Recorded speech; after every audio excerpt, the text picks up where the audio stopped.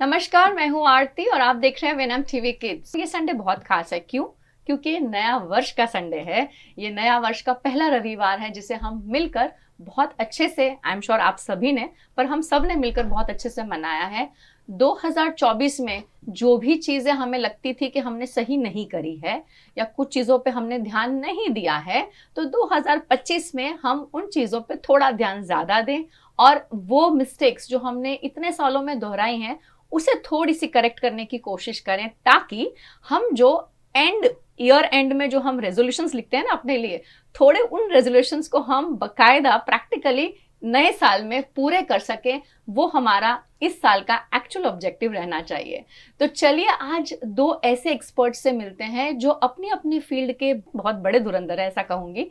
और गए साल में यानी कि 2024 में जो हमने इन जनरल जो हमने फेस किया एज अ सोसाइटी, फिर चाहे हम एजुकेशन की बात करें, चाहे हम मेंटल हेल्थ की बात करें, चाहे हम डॉक्टर की या मेडिकल सर्विसेज की बात करें, वहाँ पर जो हमने देखा है, क्या बदलाव वहाँ पर और आना चाहिए इस नए वर्ष में। और हमारी जो भारत की गवर्नमेंट है, जो हमारे अनुशासन है, जहाँ पर हमारा सारी चीज़ों का होल्ड होता है, वहाँ से अगर हम देखें तो इस नए वर्ष में क्या क्या नए बदलाव आने वाले हैं, हमारे लिए कौन सी ऐसी चीज़ें हैं जो राह देखकर बैठी हुई हैं, लेकिन वो आएंगी तभी जब हम अपने आप में थोड़ा सा काम करने की कोशिश करेंगे। तो चलिए मुलाकात करते हैं मेरे पहले गेस्ट डॉक्टर तुषार शाह के साथ। सर, आपका बहुत बहुत स्वागत है। Thank you. डॉक्टर तुषार को आप बहुत अच्छे से जानते हैं, ये हमारे मंच पे काफ़ी बार आप सबसे रूबरू हुए हैं। सर एमडी पीडियाट्रिक्स हैं, ये गोल्ड मेडलिस्ट हैं।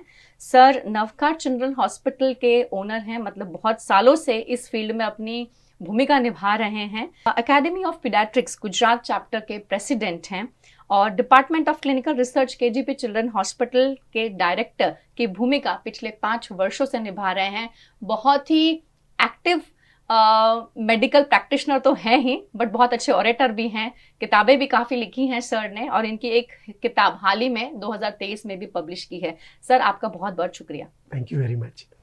सर के साथ मेरे जो दूसरे एक्सपर्ट हैं, अब उनको वेलकम करेंगे, डॉक्टर दीपल पटेल। मैम, आपका भी बहुत बहुत स्वागत है। Thank you so much. Doctor the people Patel को भी हम सभी जानते हैं। मैम स्क्रीन पे थोड़ा कम मिलती हैं, लेकिन फ़ोन पर 24/7 मिलती हैं, क्योंकि हेल्पलाइन नंबर जो हैं वो सीधे इनके पास जाते हैं। तो मैं आपको ज़रूर बताना चाहूँगी, ये क्लिनिकल साइकोलॉजिस्ट हैं, ये NLP प्रैक्टिशनर हैं, ये हिप्नोथेरेपिस्ट हैं।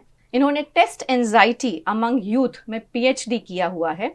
पिछले 15 वर्षों से इस फील्ड में अपना योगदान दे रही हैं, और ये पारुल यूनिवर्सिटी के साथ डायरेक्टर इनसाइट की पोस्ट से एसोसिएटेड है। ये centre of counselling and psychological wellness है।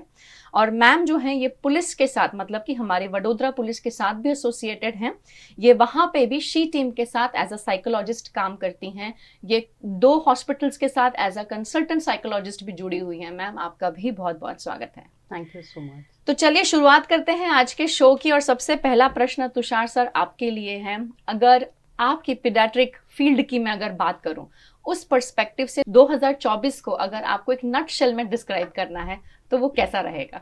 एक पीडियाट्रिशियन के नाते जब मैं मेरी 2024 की जर्नी को देखता हूँ तो मुझे ऐसा लगता है कि पोस्ट कोविड, मतलब 2023-24 को सबको मिला ले तो थोड़ा चेंजेस है। जो डिसीज़ हम देखते थे या जो देखते हैं उसमें, बहुत पहले अगर मैं डिकेड बैक की बात करूं तो malaria was one of the commonest disease. अभी लास्ट 2-3 साल में तो किसी ने सुना भी नहीं होगा कि कहीं मलेरिया आया। उसकी जगह पे थोड़े और इन्फेक्शस डिसीज़ और एंटीबायोटिक रेजिस्टेंस, ये सब चैलेंजेस हैं। सो इन्फेक्शन में देखा जाए तो ऐसे इन्फेक्शंस कॉमन है कि जो वायरल इन्फेक्शंस जो पहले इतने कॉमन नहीं थे, ये कोविड के बाद और भी वायरस, जैसे कि ये मंकी पॉक्स की बात आपने सुनी, कोई जिका वायरस की बात करता है, जो डेंगू वायरस तो है ही है, लेकिन ऐसे बहुत सारे वायरसेस है कि जिसके नाम भी नहीं पता। आप वो हैंड फुट माउथ डिसीज देखते हैं तो उसमें कॉक्साकी वायरस, एंटेरो वायरस, ऐसे सब नाम है। तो ये सब नाम से मतलब नहीं, लेकिन ऐसा बताएं तो overall viral diseases have increased as compared to bacterial disease.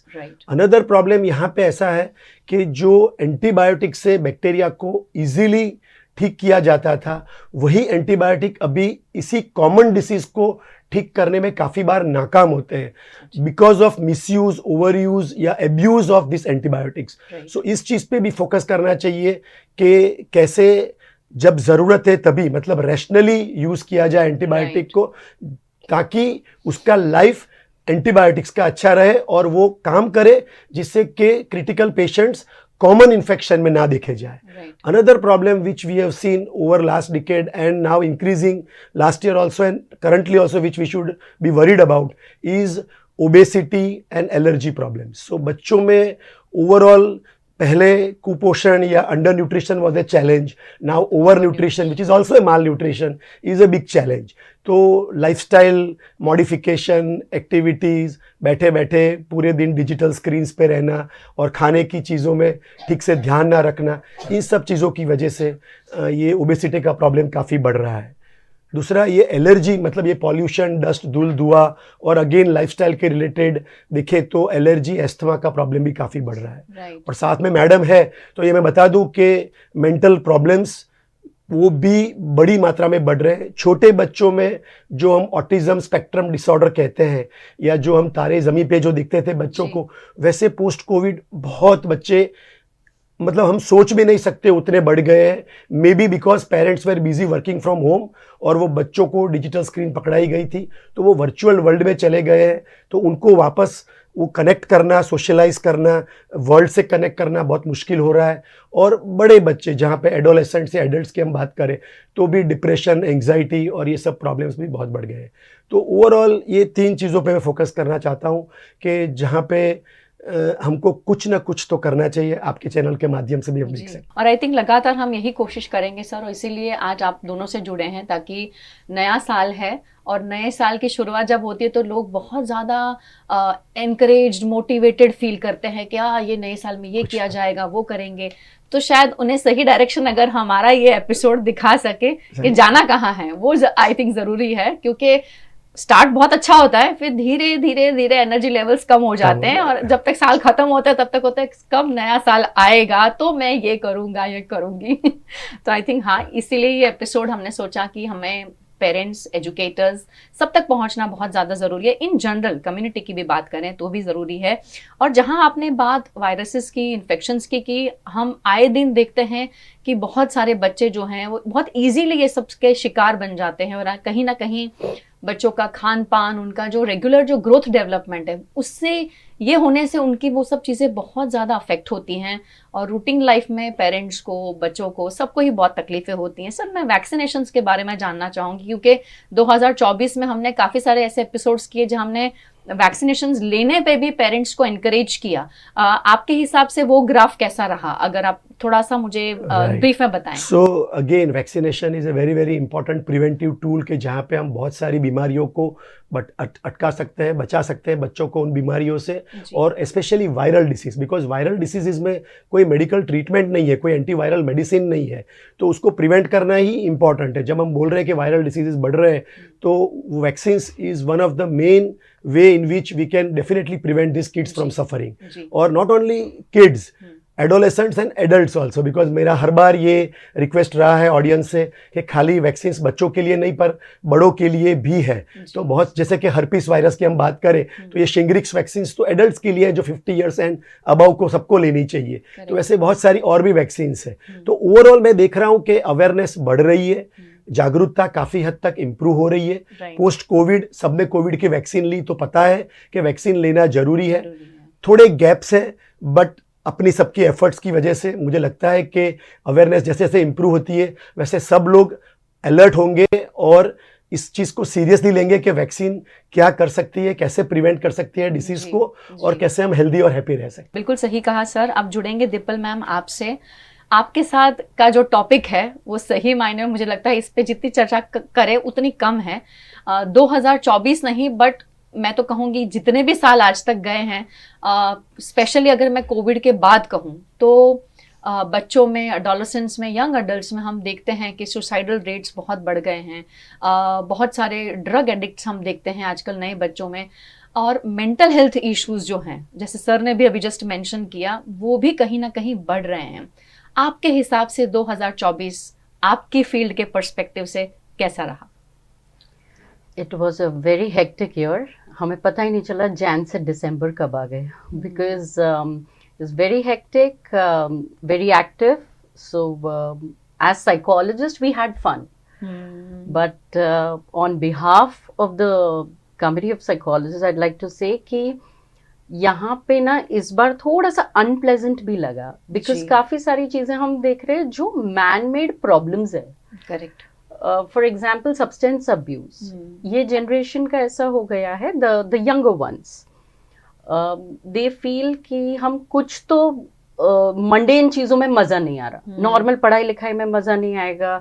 Even the females, वही किचन में जाना, वही कुछ बनाना, आदमी को भी वही ऑफिस जाना, females if they are going for work, तो वो नॉर्मल रूटीन को ना हम लोग ने बहुत ज्यादा एक अलग से नेगेटिव फीलिंग वाला बता दिया है. जी.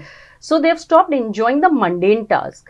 Therefore, they want the entire day to be adventurous. So there are a lot of people who keep coming and saying that कुछ मजा ही नहीं आ रहा है, बड़ा कंटाला आ रहा है लाइफ में. लाइफ तो नॉर्मल चल रही है, but they are so used to this dopamine rush. Ji. And as he mentioned, you know, screen time not only for children, बच्चे हो गए, adults हो गए, हम हो गए, senior citizens हो गए, सारे के सारे हमारा स्क्रीन टाइम इतना बढ़ गया है. उसमें भी रील्स का जो पूरी दुनिया है, अब हमारा अटेंशन स्पैन भी कम हो गया है. We just keep on scrolling. और स्क्रीन एडिक्शन का तो ऐसा होता है ना, वो ऐसा डोपामाइन रश देता है जो कोकेन के बराबर है. सो जब हम अचानक से स्क्रीन ले लेते हैं तो क्या बच्चा, क्या अडल्ट, वो उतना इरिटेटेड फील होगा, उतना ज्यादा वियर्ड फीलिंग आएगी उसको, इतना विक्टिमाइज्ड फील होगा कि हमको ऐसा लगेगा जैसे कोई ड्रग से विड्रॉल सिम्टम्स फेस कर रहे हैं. So screen time has been a problem in 2024 even more. We saw a lot of phobias, a different kind of phobias, a different platter of phobias, because post pandemic ना हमने देखा कि थोड़े से भी बीमार हो जाते हैं ना, हम पैनिक मोड पे चले जाते हैं. Right. So क्योंकि अब लोग डरे हुए हैं, वो जायज है वो फीलिंग भी, because people have lost their loved ones, people have struggled to survive. So ये सारा कुछ देख के there is a different kind of phobia in the market कि थोड़े भी बीमार हुए तो oh my god पता नहीं क्या हो जाएगा. And overall ऐसे देखने जाए तो हमारे जो नॉर्मल है, डिप्रेशन है, सेल्फ हार्म आइडिएशंस है, सुसाइडल टेंडेंसीज है, एंजाइटी है, स्किज़ोफ्रेनिया है, ये सब अपना नॉर्मल रहा है. But withdrawal symptoms in general बड़े हैं, सेल्फ हार्म आइडिएशंस थोड़े ज्यादा हुए हैं पहले से, सेक्सुअल कंफ्यूजन थोड़ा बड़ा है. Other than that it has been a very normal and a busy year. हम चाहते हैं आप कम बिजी रहें एक्चुअली. है ना, ये सही रहेगा ना, क्योंकि अगर आप बिजी रहेंगे तो इसका मतलब है हर स्टेप पे कहीं ना कहीं मेंटल हेल्थ से कोई जूझ रहा है और आप उसकी मदद के लिए भाग रहे हैं. हाँ, वो बहुत अच्छी जगह है, लेकिन और बहुत अच्छा काम भी है जो वो कर रही हैं, लेकिन मैंने सिर्फ ऐसे एक जोक क्रैक कर दिया. पर मैं चाहती हूँ कि आप कम बिजी रहें, हमें एटलीस्ट थोड़ा सा ऐसा लगे कि हम हमारी सोसाइटी में कुछ अच्छा काम हो रहा है, या हमारे जो बच्चे हैं, जो यंगस्टर्स हैं, वो खुद का ध्यान रख रहे हैं. आई थिंक ये सबसे बड़ा कंसर्न है जब आज हम अपने देश में होती हुई चीज़ें आसपास में देख रहे हैं. और आपने बहुत सही बातें कही, क्योंकि मैंने खुद भी ऑब्जर्व किया है कि बच्चों से जब स्क्रीन ले ली जाती है, मतलब इररिस्पेक्टिव ऑफ एज, चाहे वो 15 साल का बच्चा हो या 6 साल का बच्चा हो, वो बच्चा इतना अजीब तरीके से बिहेव करता है. मतलब आपको धमकी दे देगा सीधा मुंह पे कि मैं ये कर दूंगा, मैं ये हो जाएगा. 6 साल का नहीं, 6 महीने का. वो लोग को भी वो पूरे दिन ऐसे ऐसे ही करना होता है. और उसके चक्कर में उनको भी अगर आप फोन ले लोगे ना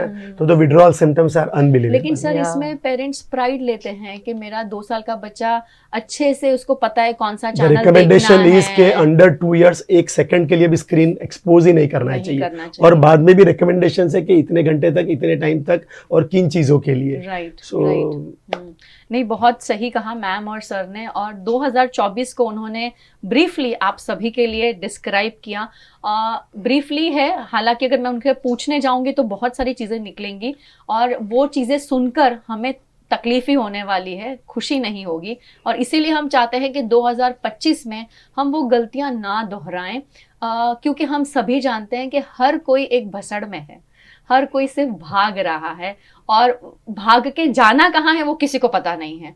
बस भागते चलो भागते चलो. तो डेस्टिनेशन जो है वो हमें डिसाइड करना है सबसे पहले, वो डेस्टिनेशन तक कैसे पहुंचना है, किसके साथ पहुंचना है और किस हालात में पहुंचना है, वो बहुत ज़रूरी है। और हमें शायद थोड़ा ध्यान अपने बच्चों पे देना बहुत ज़्यादा ज़रूरी है, क्योंकि वैसे हम सभी जानते हैं कि आजकल हम न्यूक्लियर फैमिलीज़ को ज़्यादा देखते हैं, जहाँ दोनों पेरेंट्स वर्किंग हैं और बच्चे जो हैं या बाहर रहते हैं या फिर अगर बड़े हैं तो स्कूल के बाद ट्यूशन्स है, एक्टिविटीज़ है, सब में बिजी हैं। लेकिन जो थोड़ा फैमिली टाइम, छोटा सा एक फैमिली टाइम भी बहुत ज़्यादा ज़रूरी होता है, ताकि आप जान सकें कि उनकी दिनचर्या में उनके साथ क्या सही हो रहा है, क्या गलत हो रहा है, और जो गलत हो रहा है वो आप तक पहुंच रहा है या नहीं पहुंच रहा है। क्योंकि अगर आप तक नहीं पहुंच रहा है तो शायद कल उठ के आपको कुछ और सुनने को मिले और तब आपको अफसोस हो, वो हम बिल्कुल भी नहीं चाहते हैं। सर जुड़ेंगे वापस आपके साथ 2025, अगर मैं बात करूं मेडिकल फील्ड और स्पेसिफिकली अगर पीडियाट्रिक फील्ड की मैं बात करूं, क्या चीज़ें आपको लगती हैं कि नई आने वाली हैं, कुछ ऐसी पॉलिसीज़ हैं या कोई ऐसी वैक्सीनेशंस हैं, कुछ ऐसे बदलाव हैं जो इस फील्ड में आप इस नए वर्ष में देखते हैं? Again continuing the same thing कि जहाँ जो प्रॉब्लम्स है उनको ठीक से सॉल्व किया जाए, that is what we expect and wish. But ऐसा देखा जाए तो अभी जो ये डिजिटल रिवॉल्यूशन चल रहा है उसका एक एडवांटेजियस पॉइंट ये है कि पहले हम कोई डॉक्टर को कनेक्ट करना चाहते तो हमको फिजिकली वहाँ तक जाना पड़े, उनका अपॉइंटमेंट लेना पड़े, उनके बाहर वेटिंग रूम में बैठना पड़े, 1-2 दिन अपॉइंटमेंट ना मिले तो उसके लिए भी वेट करना पड़े। सो ये सब थोड़ा ईजी हो रहा है विद दिस टेलीमेडिसिन जो डेवलप हो रहा है, उसमें ऑनलाइन कंसल्टेशंस के कंसेप्ट्स और डिजिटल कम्युनिकेशन के माध्यम से आप कहीं भी कोई भी डॉक्टर से जुड़ सकते हो, not only in Vadodara city, not only in Gujarat, not only in the country but even outside country. So जिन डॉक्टर को आप कोई स्पेशलिस्ट को या किसी को भी कंसल्ट करना चाहो या उनसे डिस्कस करना चाहो कोई भी हेल्थ इश्यू, तो ये थोड़ा आसान हो रहा है with the telemedicine which is become now legal and can be use in one way. Second, मुझे लगता है कि ये जेनेटिक्स का जो डेवलपमेंट हो रहा है और जीन थेरेपी जो डेवलप हो रहा है उससे स्पेसिफिक ट्रीटमेंट्स निकल के आ रही है। तो जो दवाई मुझे लागू पड़े वही बीमारी के लिए शायद किसी और को वो दवाई ना लागू पड़े और कुछ और लागू पड़े। तो वैसे स्पेसिफिक थेरापीज़ के फील्ड में भी काफ़ी सारा रिसर्च और डेवलपमेंट हो रहा है। भले 2025 में ना आए but over the next decade we are seeing all this revolutions entering in, where जो बीमारी को हम छोड़ देते थे या सोचते थे कि यहाँ पे हमारे पास कुछ क्योर या सॉल्यूशंस नहीं है, उसमें अभी काफ़ी एडवांसमेंट और रिसर्च हो रही है। तो मुझे लगता है कि मे बी नेक्स्ट डिकेड में काफ़ी चीज़ें हम देखेंगे जहाँ पे जो चीज़ को नहीं ट्रीट कर सकते थे उसको स्पेसिफिकली फ्रॉम जीन पर्सपेक्टिव, मतलब आपके जो जीन से आपका जो डीएनए उसके हिसाब से स्पेसिफिक ट्रीटमेंट दी जाएगी। वो जीन के डिफेक्ट को करेक्ट करके आपका मूड, आपका एंग्जाइटी, आपका स्ट्रेस, आपका बिहेवियर, आपकी जो भी बीमारी है उनको ठीक कर सके। इवन में वो तो कहते हैं कि इवन एजिंग को रिवर्स कर सकते हैं। सो बहुत सारी चीज़ें इस फील्ड में भी हो रही है। और third which I think collaborative medicine, मतलब हम सबको मिलजुल के करना पड़ेगा। मैं मेरा काम करूं, मैडम उनका काम करे, उसकी जगह पे हम सब मिलके, आप लोग भी जो मीडिया वाले हैं जो हमको हेल्प करते हैं ये सब मैसेजेस स्प्रेड करने में, so when we do it together we can make an impact. Because बहुत सारी चीज़ें आ रही है बट उसको पहुंचाना सही लोगों तक और उनसे फिर एक्सपेक्ट करना कि ये आप ठीक से इस तरह से कर सकते हो, तो ये बहुत बड़ी बात है। इवन वैक्सीनेशन की हम बात करें तो काफ़ी नई नई बीमारियाँ आई, उसके हिसाब से नई नई वैक्सीन, जैसे कि डेंगू की वैक्सीन अभी इंडिया में अवेलेबल नहीं है बट ऐसा कहते हैं कि नेक्स्ट 3 to 6 मंथ्स में वो अवेलेबल हो जाएगी। साउथ ईस्ट एशियन कंट्रीज़ में इंडोनेशिया, सिंगापुर उस तरफ अवेलेबल है। उसकी बहुत ज़रूरत है बिकॉज लास्ट फुल ईयर में देखा कि बहुत डेंगू केसेस थे। तो अगर वो वैक्सीन आती है तो बहुत बड़ी मात्रा में हम मॉर्टालिटी और मॉर्बिडिटी को प्रिवेंट कर सकते हैं। और मुझे ऐसा लगता है कि वो वैक्सीन जो पब्लिक प्राइवेट सेक्टर में वो तो इम्पॉर्टेंट है बट इवन पब्लिक सेक्टर में, माने कि जो वैक्सीन्स लोग अफोर्ड नहीं कर सकते बट गवर्नमेंट लॉन्च करती है, खास करके HPV वैक्सीन गवर्नमेंट लॉन्च करेगी, टाइफाइड की वैक्सीन गवर्नमेंट के शेड्यूल में आएगा ऐसा कहते हैं, जिससे भी बहुत फ़र्क पड़ेगा। HPV वैक्सीन जो है वो गर्ल्स में सर्वाइकल कैंसर प्रिवेंशन के लिए हेल्प करती है, खास करके adolescent girls between 9 to 14 years, उनको एक डोज गवर्नमेंट देगी फ्री ऑफ कॉस्ट। जब भी वो ये डॉक्टर निर्मला सीतारामन ने कहा था तो एक बार वो लॉन्च हो जाती है तो उससे बहुत बड़ी मात्रा में हम सर्वाइकल कैंसर और उसकी वजह से जो मॉर्बिडिटी और मॉर्टालिटी होती है फीमेल्स में उसको काफ़ी हद तक प्रिवेंट कर पाएंगे।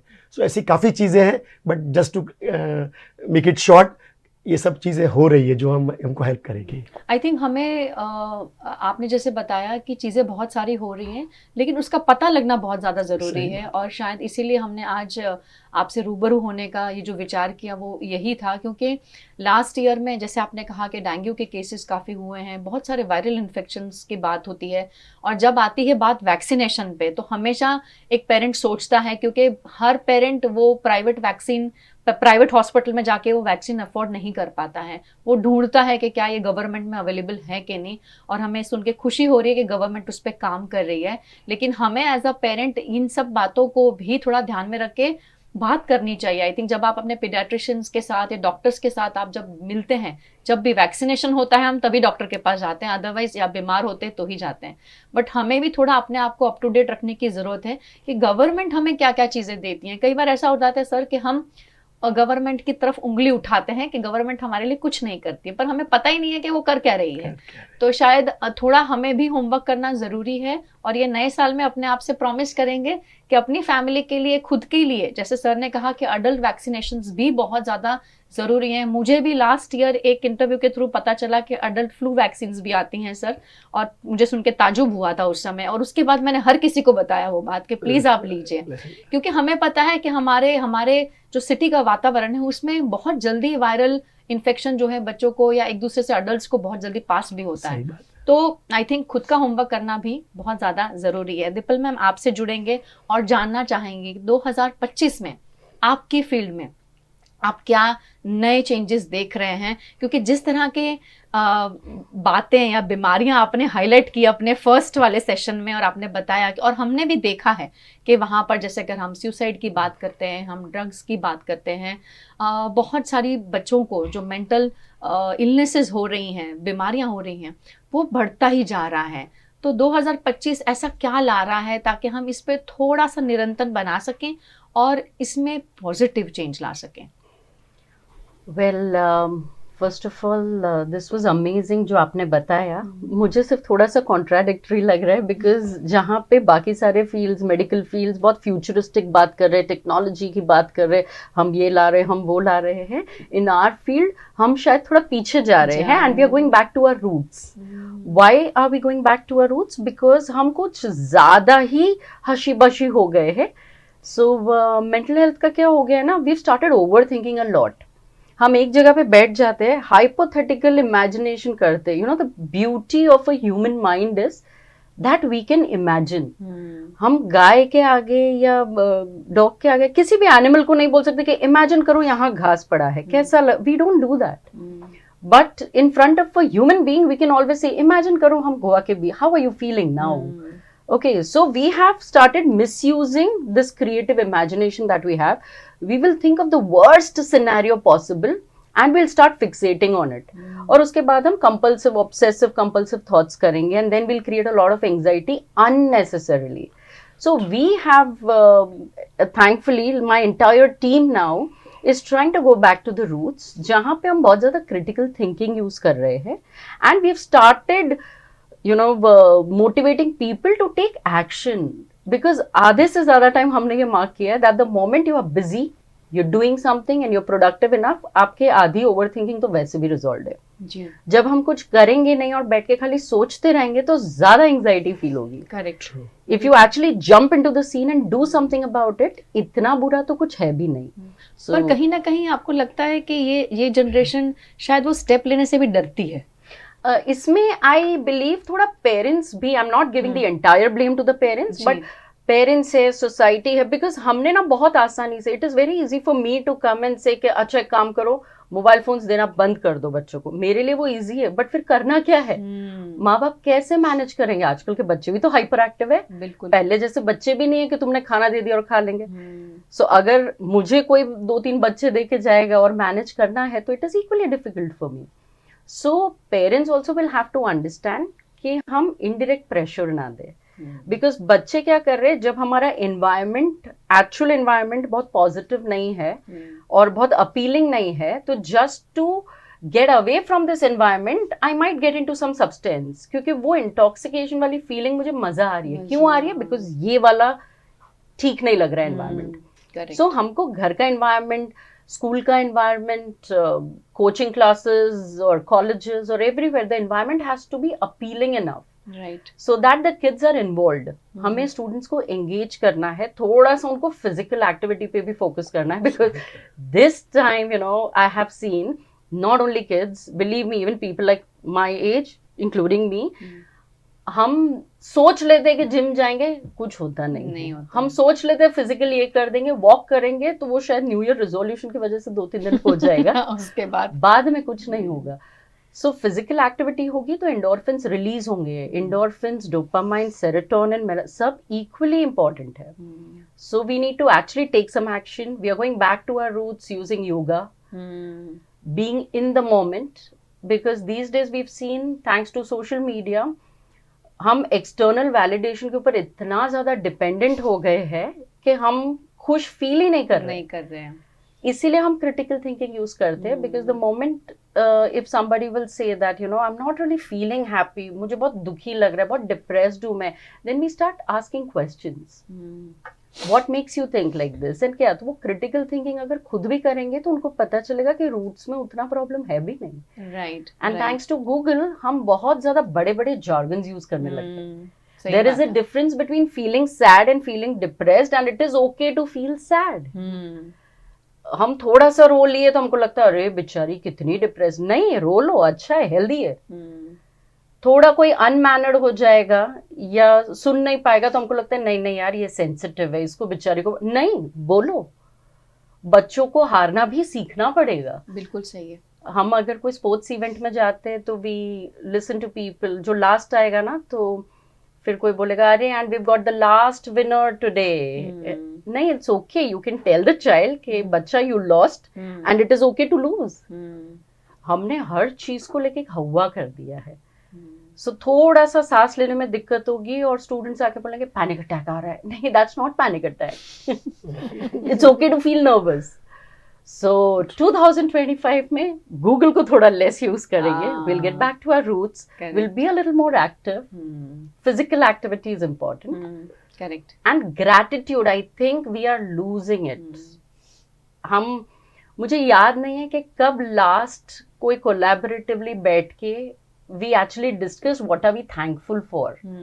बिकॉज हम गलतियां निकालने में या दुख को गिनने में इतने बिजी हो गए हैं, और सुबह होते ही निकलता है वो शुरू हो जाता है. मेरे साथ ये नहीं हुआ, आपने मुझे ये नहीं दिया, आपने मुझे वो नहीं किया, पर जो किया है वो शायद कभी उसके लिए थैंकफुल रहते नहीं. उसके लिए हम एक पूरा पैंडेमिक लगता है, बिकॉज कोविड में बैठ के हम सोचा कितना अच्छा था जब हम ऑफिस में जाते थे. Correct correct. So it is important for us to feel that gratitude कि अगर कहीं स्ट्रेस है तो पॉजिटिवली लो ना कि अच्छा है हम इतना रेजिलियंस डील कर पा रहे हैं. Correct. Because when I think of my parents, शायद उनको ज्यादा दिक्कत थी, बट मुझे याद नहीं है मैंने कभी भी ऐसा सुना है कि अरे बाबा ये तो कोई लाइफ है, उससे अच्छा तो जीना ही नहीं. I have never heard that in my house. And as parents they were ever so encouraging. जो पढ़ना है पढ़ो, खुश रहो, excellent, whatever that you do.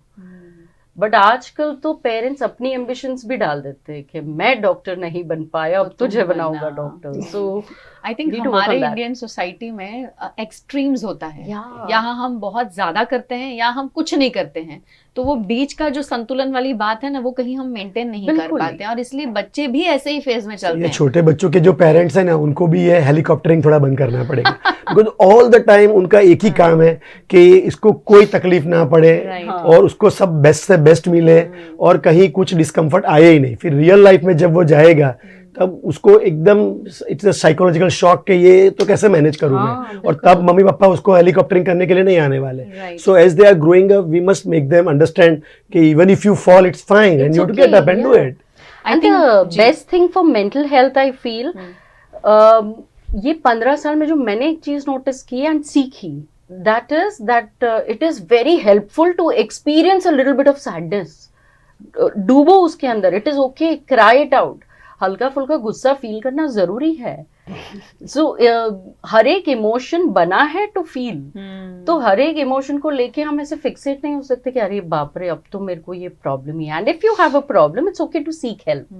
Very true. So whatever it is okay. हमारा 25 का मोटो ही है दैट इट्स ओके। और आई थिंक कहीं ना कहीं ये सब भी जो भी बातें आप बता रहे हैं, इसकी एक्चुअल शुरुआत जो है वो फाउंडेशन स्टेज से होती है। तो अगर उस समय अगर परिवार में ये सारी बातों का ध्यान रखा जाए कि बच्चे को गिरने भी देना है, बच्चे को हर तरीके से हर चीज़ का एक्सपोजर देना है, फिर ऐसा नहीं कि बेस्ट हो, आई थिंक ना बेस्ट हो तो भी आप दे सकते हैं। ग्रैटिट्यूड आप अपने फैमिली में लाएं, आप खुद कितना थैंक यू बोलते हैं तो बच्चा बोलेगा। डेली रूटीन में चाहे फिर आप फिजिकल एक्टिविटीज़ की बात करें, घर का खान पान करें, तो ये सारी चीज़ें अगर आप अर्ली एज से बच्चों को देते हैं तो ये आपकी ज़्यादातर प्रॉब्लम तो वहीं सॉल्व हो गई है। अभी जो हम जूझ रहे हैं वो बीच की ऐसी जनरेशन है जहाँ ना वो इधर के हैं ना वो उधर के हैं, तो बेचारे समझ नहीं पाते कि मैं क्या हूँ, मैं कहाँ हूँ। और वो FOMO, fear of missing out जो है, एक उन लोगों के लिए इतना इजी हो गया है वो शब्द बोलना, फटाक से कहते हैं मुझे फोमो हो रहा है। कई बार पूछना पड़ता है अच्छा फोमो क्या है ये, एग्जैक्टली मतलब ये बच्चों की जनरेशन, इनके वर्ड्स जेनजी, आपको नहीं पता ये जेनजी टर्म्स है। आई सेड वाओ लेकिन जितने जेनजी टर्म्स है आई थिंक उतने ही ये लोग अंदर से मुझे ना खोखला लगता है। मतलब वो लोग फील्ड नहीं है, सेटिस्फाइड भी नहीं है, क्योंकि हर किसी चीज में नुकसान निकाल रहे हैं, खुश नहीं है कंप्लीटली। जैसे हमारी जनरेशन में लोग खुश थे, सेटिस्फाइड थे, जितना भी है उसमें खुश रहा। हाँ, वो एस्पिरेशनल वैल्यू है कि वो करना है, वहां तक पहुंचना है और उसके लिए मेहनत भी करते थे। पर ये तो यहाँ मतलब करना है वो, पर मेहनत नहीं करनी है, तो सब कुछ मिक्सचर है, यानी तो वो खिचड़ी वाला स्टेज चल रहा है। सो आई थिंक उस समय मतलब पहले के समय में, जैसे आपने कहा आपकी पेरेंट्स की भी बात की, बिल्कुल सही, क्योंकि उस समय इतना शोषा भी नहीं था। लेकिन अब जैसे जैसे हम अपने बच्चों को, नए जनरेशन को देखते हैं, बहुत शोषा है। और कुछ चीज़ों में जैसे सर ने कहा कि हेलीकॉप्टर पेरेंटिंग, तो वो हर चीज़ हर दिन एक ही पूछना, खाना खाया कि नहीं खाया, स्कूल में खादू के नहीं, ना that is the only motive. As if school में बच्चा सिर्फ खाने ही जाता है और तो कुछ करता ही नहीं और कुछ इंपॉर्टेंट नहीं है, तो बच्चे को भी लगता है कि यहाँ पर मैं सिर्फ खाने आता हूँ तो आई थिंक पेरेंट पर्सपेक्टिव जो है, पेरेंट का खुद का माइंडसेट बहुत इंपॉर्टेंट है। पेरेंट की खुद की मेंटल हेल्थ भी बहुत इंपॉर्टेंट है, क्योंकि अगर आप खुद अंदर से मानसिक तौर से स्वस्थ नहीं है तो आप शायद अपने बच्चों को वो एक्सपोजर या वो एनवायरनमेंट नहीं दे पाएंगे। लास्ट प्रश्न मेरा सर आपसे है, क्योंकि इस पे मैं कह रही हूँ ना, जितनी बात करें उतनी कम है और हम तो बोलते ही जाएंगे। सर 2025 में आपके हिसाब से एज अ कम्युनिटी, चाहे फिर वो हम बच्चे हों, पेरेंट्स हों, एजुकेशनिस्ट हों, कुछ ऐसी बातें जो हमें ध्यान रखनी चाहिए मेडिकल पर्सपेक्टिव को ध्यान रखते हुए? So overall, healthy eating habits is one thing which many of us don't give importance to.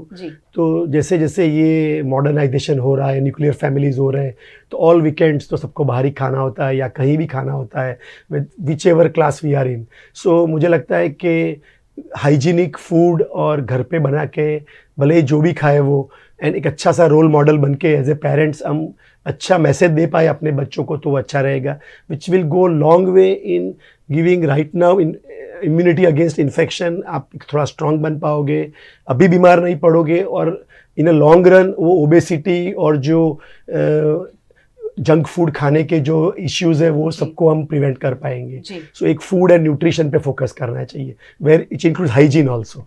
Second is definitely कुछ भी करके जो वैक्सीन नहीं ली है वो रिकॉर्ड चेक करके to make sure that you remain again strong and fit, and जो बीमारी को हम प्रिवेंट कर सके वो तो पक्का प्रिवेंट करें। थर्ड, काफ़ी बार मैंने देखा है कि सबको लगता है कि हर बार डॉक्टर यही दवाई लिखते हैं तो हम सेल्फ प्रिस्क्रिप्शन या सेल्फ मेडिकेशन करते हैं, which is okay when it is symptomatic medicine, but many a times even antibiotics and other things.